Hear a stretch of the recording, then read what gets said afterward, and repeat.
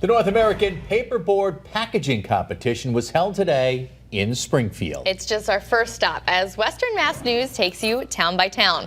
The fun event was held inside the Mass Life building on Main Street, and this is the premier competition for carton manufacturers involved in the concept, design, print, and shelf appeal of paperboard packaging.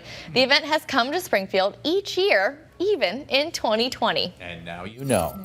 Over in West Springfield, Storeton's Village Museum invited young people to come experience some 19th century trades in a hands-on setting. The goal of the program was to show how these trades are still applicable now in the 21st century. Students were able to choose options like blacksmithing, open hearth cooking, or a creative writing experience. It's all part of Storeton's Teen Leadership Experience program. When we come back, Jana has one last look at your first alert forecast.